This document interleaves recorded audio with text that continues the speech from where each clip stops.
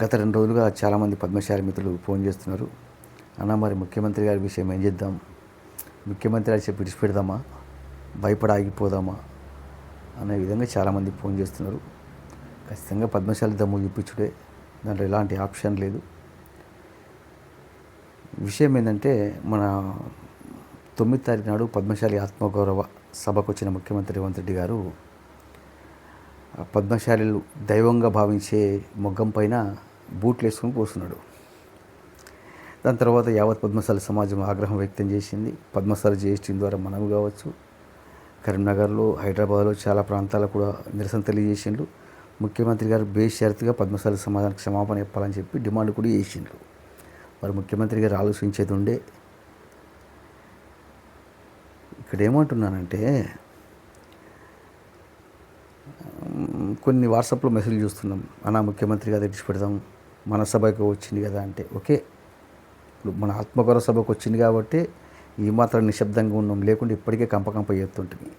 ఇప్పుడు ఒక ముఖ్యమంత్రి కావచ్చు,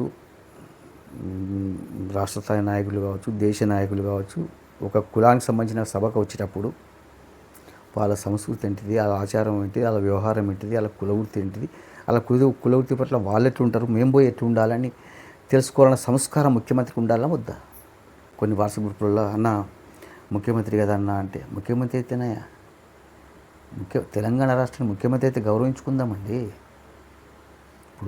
ఇప్పుడు నేనేమంటున్నా అంటే, ఆయన తెలిసి తీసినా తెలియక చేసినా తప్పే కదా, అవునా కదా?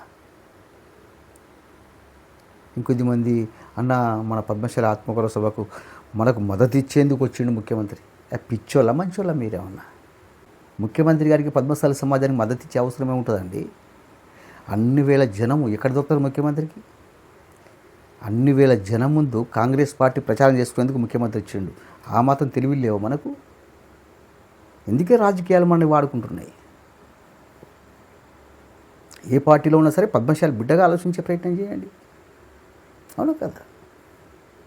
గత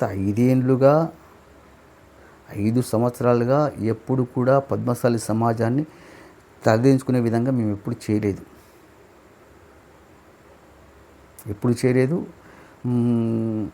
భవిష్యత్తులో కూడా పద్మశాలి సమాజం తలదించుకునే తీరుగా మా స్థితి ఉండదు.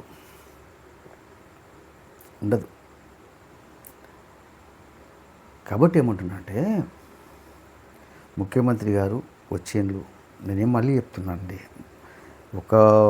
ఒక రాష్ట్ర నాయకుడు కావచ్చు, ఒక ముఖ్యమంత్రి స్థాయి నాయకుడు ఒక కార్యక్రమంకి వెళ్ళేటప్పుడు వాళ్ళ ఆచారం ఏంటిది, వాళ్ళ వ్యవహారం ఏంటిది, వాళ్ళ కులవృత్తి ఏంటి, అక్కడికి వెళ్ళి నేను ఎట్లా మాట్లాడాలి, ఎట్లా ఉండాలని తెలుసుకొని రావాలి, అవునా కదా?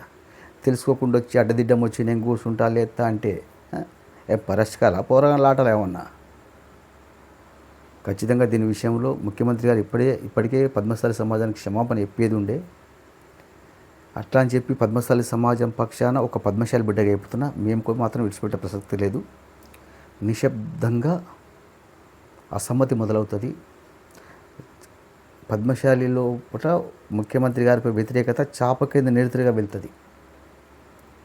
వెళ్ళి అది టోటల్ ముఖ్యమంత్రి సీటు గుంజడానికి సిద్ధమవుతుంది.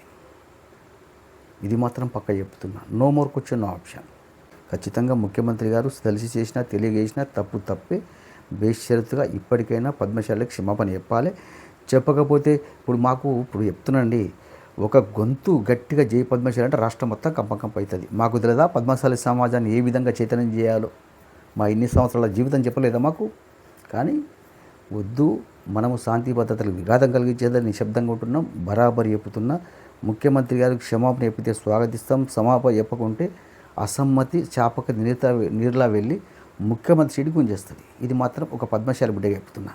జై పద్మశాలి. నేను